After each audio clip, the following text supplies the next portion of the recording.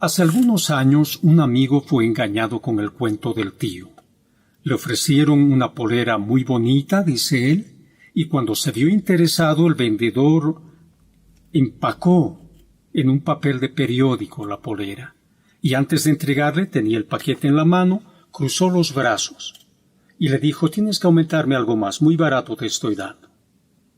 Y luego de aumentarle algo más, finalmente le entregó el paquete, llegó a su casa y se encontró con una tela de saquillo envuelta en periódico.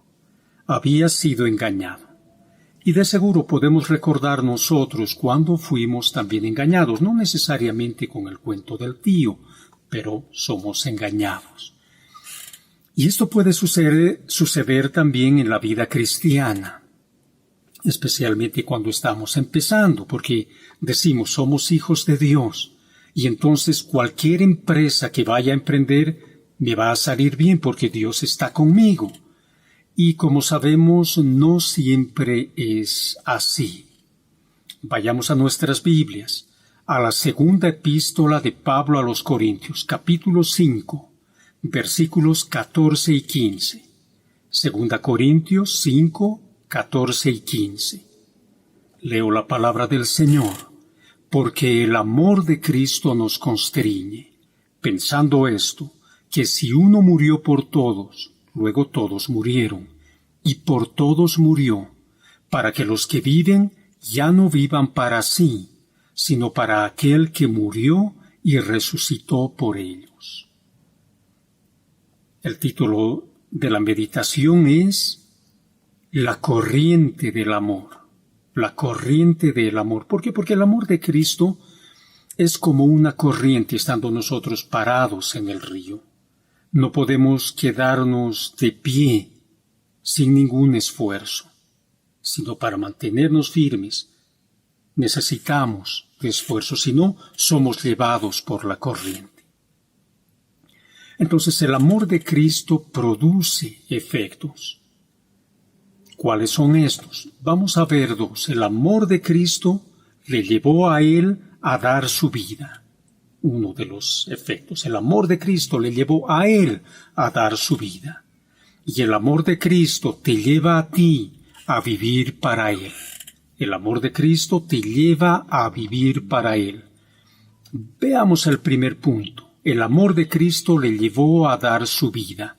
Cuando hablamos del amor y nos dirigimos a la Biblia, vemos que ella no nos ofrece una definición teórica del amor, sino que nos lo muestra mayormente en forma de acción. Lo que es más teórico podemos encontrarlo tal vez en 1 Corintios 13, los versos 4 y 5, que dice: el amor es sufrido, es benigno, el amor no tiene envidia, no es jactancioso, no se envanece, no hace nada indebido, y así continúa. Basados en ello se afirma que el amor no es tanto un sentimiento como un acto de la voluntad. Y como es un acto de la voluntad, en Juan 13:34 el Señor puede mandarnos y decir: amaos los unos a los otros. Entonces, no debemos esperar que el amor nazca espontáneamente de nosotros, sin ningún esfuerzo, porque el verdadero amor, dicen, más bien nace de la voluntad y recién se va convirtiendo en un sentimiento. Solo Dios ama sin ningún esfuerzo. ¿Por qué? Porque Dios es amor, pero todos nosotros vamos a requerir compromiso y voluntad para poder amar.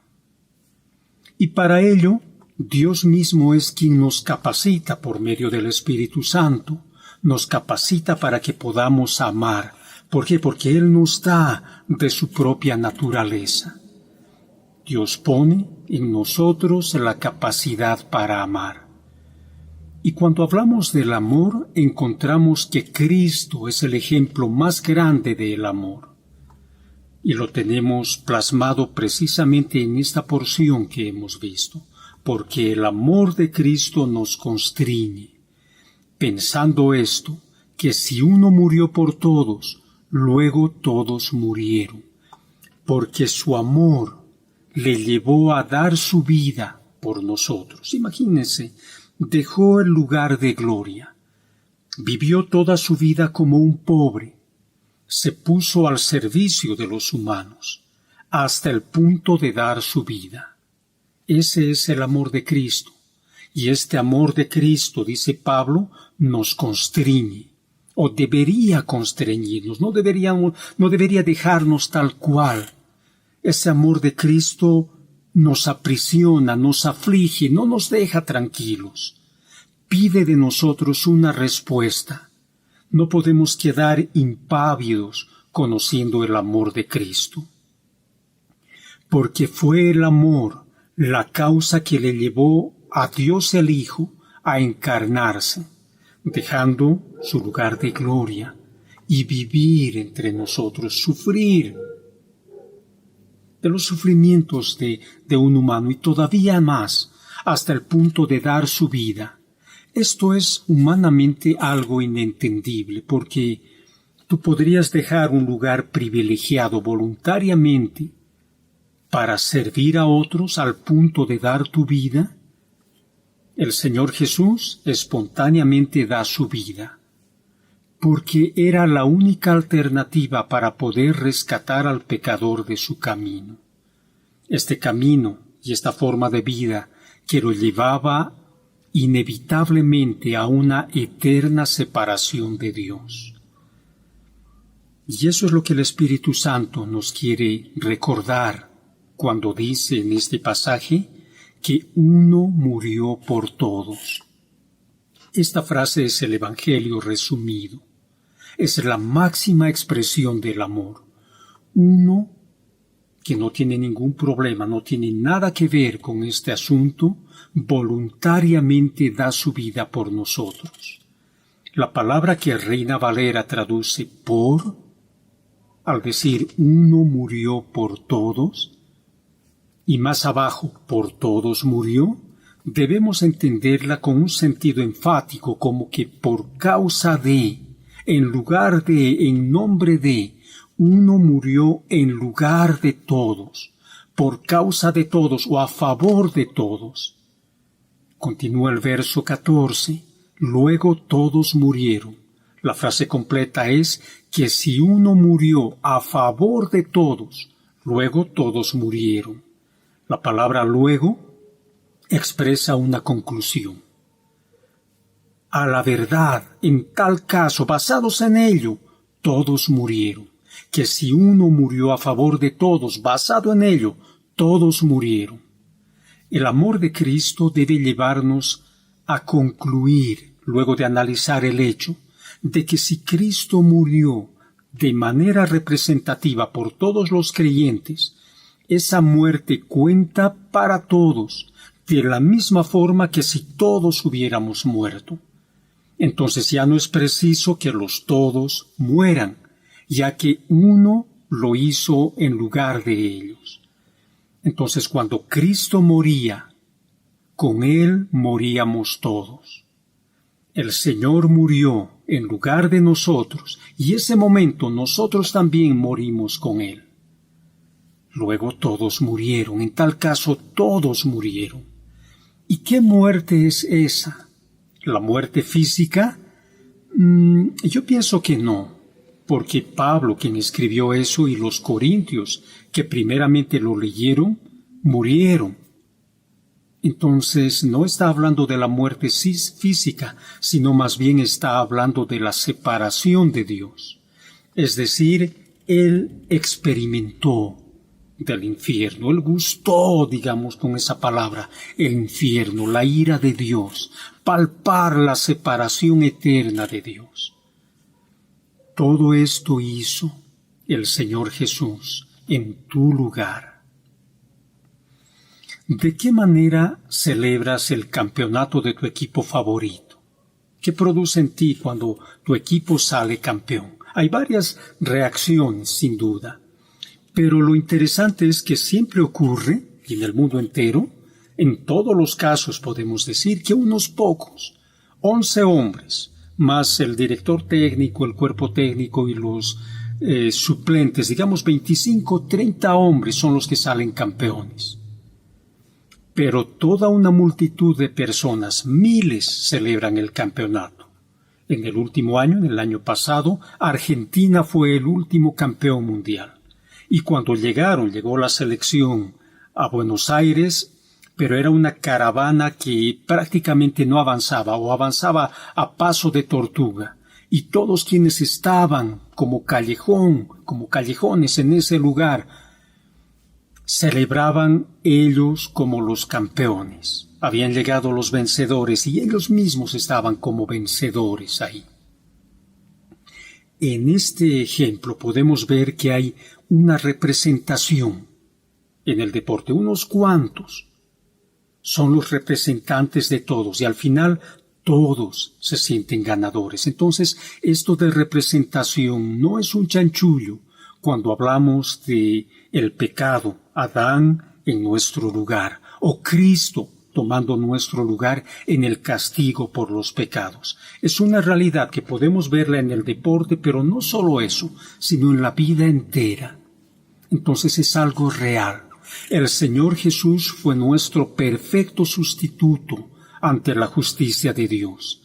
Él pagó el alto precio por nuestras transgresiones, por nuestros pecados, un precio que nosotros jamás hubiéramos podido honrar en ningún sentido, pero ahora la cuenta está saldada en su totalidad. Es un hecho incuestionable, entonces no dudes en ello. No nos dejemos ceder de este punto. Cristo murió a favor de los que creen en Él, como su Señor y Salvador, y es un hecho real. El Señor Jesús dio su vida de manera voluntaria, sufrió la separación de Dios, para que los creyentes no tengamos que probarla. Esto debe ser inamovible en nuestra mente y en nuestro corazón. Uno murió por todos, uno murió por todos. Pero este efecto que causa el amor, que causó en Cristo, también debe afectarnos a nosotros. Entonces, el amor que le llevó a Cristo a dar su vida es ese mismo amor de Cristo, que te lleva a vivir para Él. El versículo 15 dice, y por todos murió, para que los que viven ya no vivan para sí, sino para aquel que murió y resucitó por ellos. Recuerdo en este momento, y cuando estaba preparando esta meditación también, un programa de televisión, una serie de televisión que vi hace mucho tiempo, que gusta mucho a mi familia y a mí también entre ellos, es la familia Ingalls. Allí recuerdo que cuando no estaba en Walnut Grove, fueron a Winoka, allí se encuentran con el señor Standish, el millonario del pueblo, el que tenía prácticamente, era dueño de más de medio pueblo. En una de esas ocasiones, un amigo de los Ingalls se saca la lotería y el señor Standish estaba buscando la manera de hacerse de su dinero. Entonces, lo invitaba a jugar al casino permanentemente y él decía que no iría, hasta que en una de esas ocasiones dice, sí voy a ir solo para mostrarle, para darle una lección. Y resulta que en este juego de cartas perdió todo lo que tenía.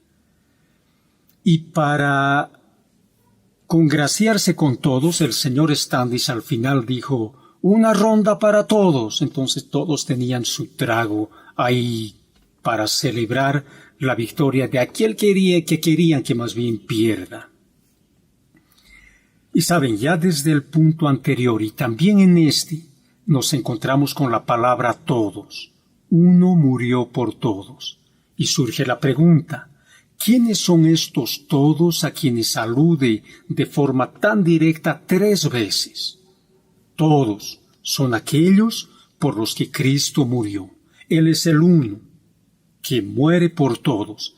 Y podemos decir entonces, felices de los que están entre aquellos que Pablo llama todos. Esos son los creyentes, o mejor debería decir, felices de nosotros, cada uno de los que creyó en Cristo, que cree en Cristo, porque nosotros estamos incluidos entre aquellos que Pablo alude, porque sólo aquellos que por medio de la fe se aprovechan, se apropian de la obra de Cristo, pueden estar incluidos entre los creyentes. Y aquí en este pasaje de 2 Corintios son nombrados como todos. La muerte de Jesús es sustitutoria para cualquier vida pecadora. Todo aquel que confíe en que Jesús murió por él, murió por ella, entonces la justicia de Cristo es aplicable a esa persona delante de Dios. Y cada uno de estos todos, cada uno de nosotros, somos beneficiarios de la muerte del Salvador. Y esa muerte tiene un propósito. La muerte de Cristo, si bien puso fin a algo, también origina otra cosa superior, un propósito de vida superior, que es iniciado con la frase «¿para qué los que viven?» Se refiere a estos todos, es decir, nosotros. Ya no más vivan para sí. De aquí en adelante, ya no vivan de esa manera. Antes de conocer a Cristo, desde la niñez, vivías para ti, ¿no es cierto? Vivías para satisfacer tus gustos, tus caprichos, todo debía girar en torno a ti. Te sentías el centro del mundo. Pablo dice, ya basta. Nunca más hagas esto. Nunca más vivan para sí, no de aquí en adelante. Y la pregunta surge, entonces, ¿cómo tengo que vivir? La palabra de Dios dice, sino para aquel que murió y resucitó por ellos. Ahora Cristo es el centro. Los vivientes, otra forma de decir los que viven, los vivientes, los creyentes, los cristianos, no deben vivir buscando su propio beneficio y para satisfacerse a sí mismos. Esa forma de vida pertenece al pasado, a un tiempo en que no conocías al Señor. Pero aquí Dios nos habla de una nueva vida, una forma de vida que no es para cualquiera. Hemos hablado de todos, esos todos no quiere decir para cualquiera, sino para los cristianos verdaderos. Es para aquellos que se apropian de la muerte de Cristo, la muerte del Salvador. Esto es para nosotros los cristianos. Todos nosotros, ni uno menos. Y aquí el Espíritu Santo cordialmente te invita, o más bien te recuerda, a dejar de vivir para tu propio beneficio. Y también te conmina, sí, te conmina, me conmina a mí también, a vivir para aquel que fue capaz de morir por ti y resucitar. Entonces estamos hablando de una invitación, pero que a la vez es un mandato y por si fuera poco también un privilegio. Invitación, mandato y privilegio. Es una invitación porque tiene que ser voluntario, que a nadie le estén torciendo el brazo allá atrás. Tienes que vivir para Cristo, tienes que vivir para Cristo. No. Es una invitación. Tú debes decidir hacerlo. Pero también es un mandato, porque expresa la voluntad de Dios, así como los 10 mandamientos, la voluntad de Dios para tu vida, como el encargo de un padre amoroso hacia su hijo o hacia su hija. Y lo mejor es que Dios conoce nuestras limitaciones y no nos deja ahí solos, tienes que vivir, sino Él nos ayuda. Sabe que no podemos hacerlos, entonces está con nosotros para ayudarnos a cumplir aquello que el Señor nos manda. Finalmente es también un privilegio, el más alto privilegio que un humano pueda realizar. Imagínate, vivir para Dios, vivir para el Señor, realmente es un gran privilegio que tiene cada uno de los creyentes. Ahora, ¿vas a perderte ese privilegio? Pero a alguien se le podría ocurrir, el Señor Jesús ha muerto por mí, yo también voy a morir por Él. Parece bueno, Pero Dios tiene algo superior en la mente, que vivas para Cristo, que tengas el alto honor de vivir para Dios, vivir con Dios y vivir para Dios.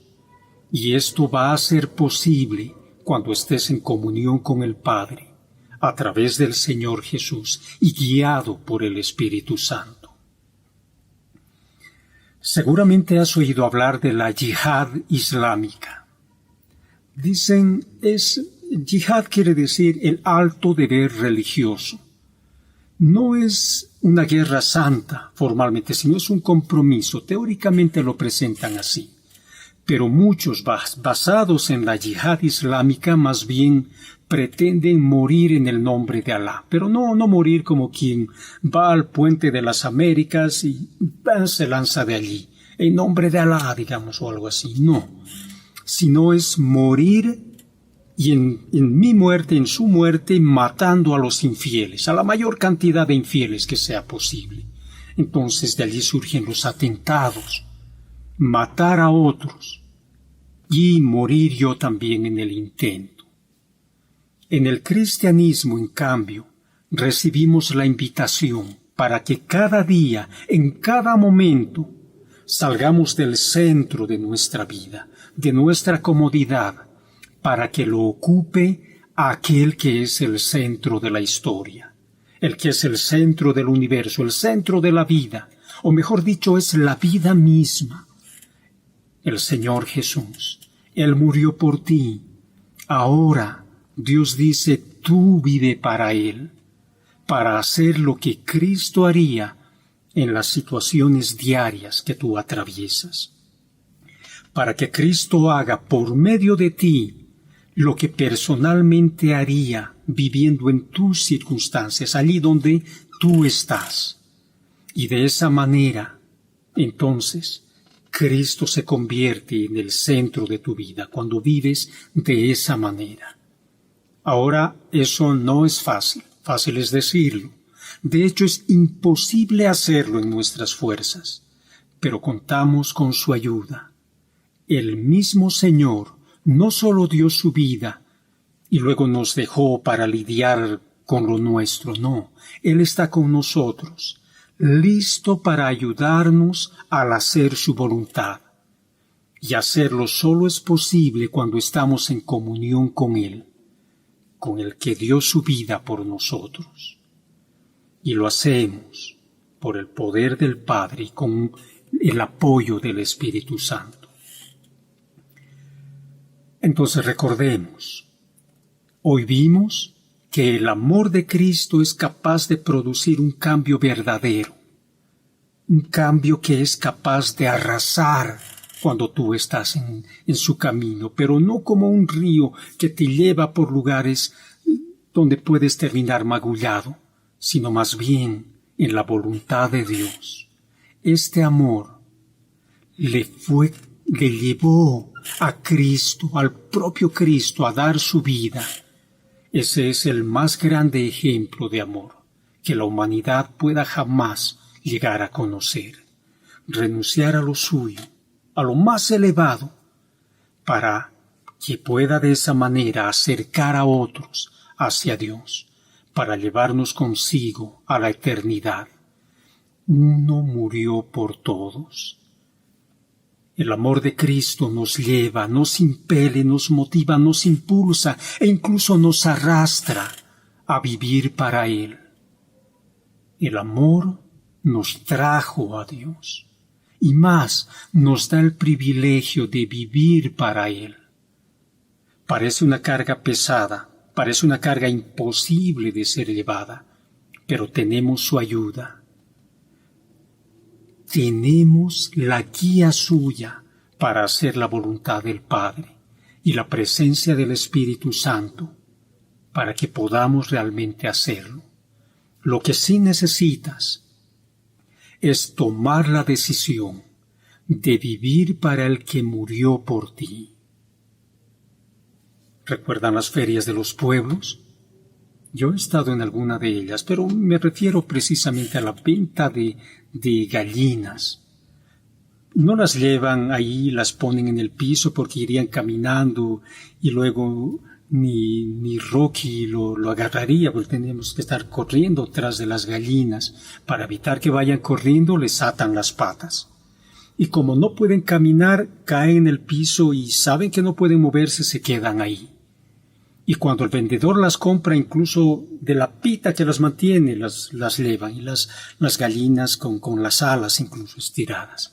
Cuando llegan al lugar, las ponen en el piso, cortan las ataduras, pero las gallinas siguen en esa posición, hasta que con un susto hacen que se pongan de pie y como que la gallina dice, puedo caminar, y entonces puede ir a tomar agua o puede ir a comer.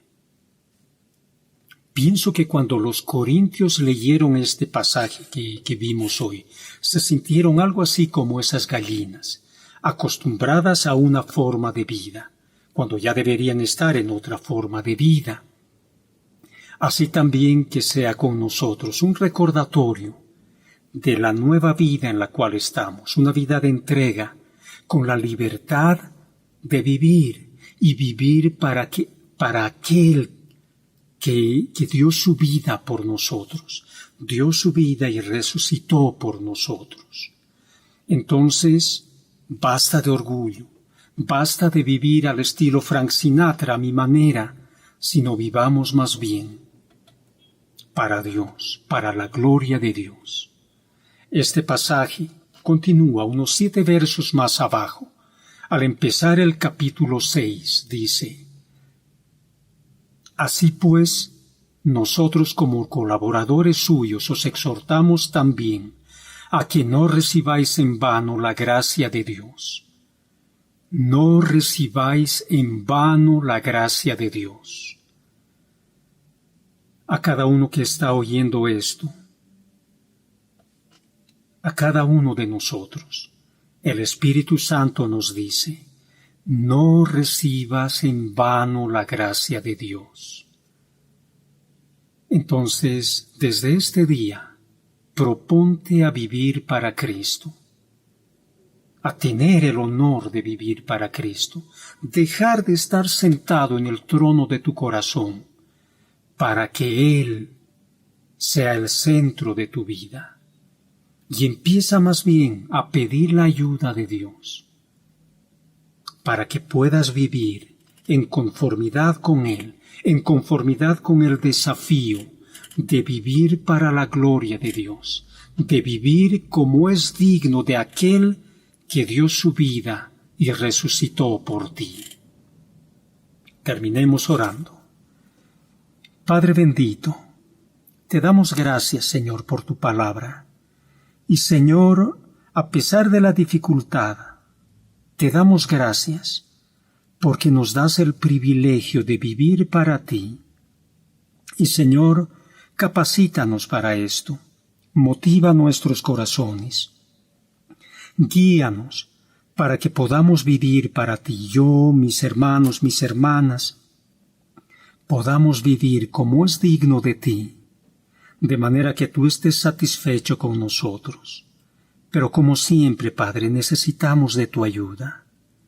Y gracias te damos, porque tú estás con nosotros, y en ti y contigo podremos hacerlo. En el nombre del Señor Jesús. Amén. Gracias, hermanos.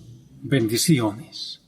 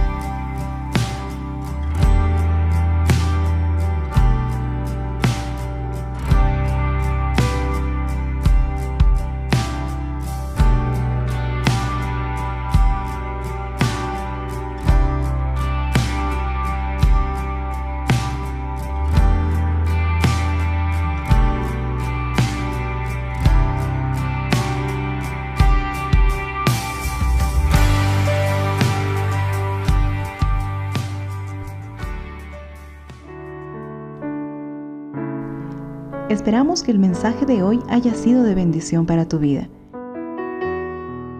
Si necesitas consejería o apoyo en oración, por favor no dudes en contactarte. Escríbenos a los siguientes números de WhatsApp. En la Ciudad del Alto, al número 719-05-791. 719-05-791. En la zona central, al número 732-11-354. 732-11-354. En la zona sur, al número 75 25 70 56. 75 25 70 56. Que Dios te bendiga.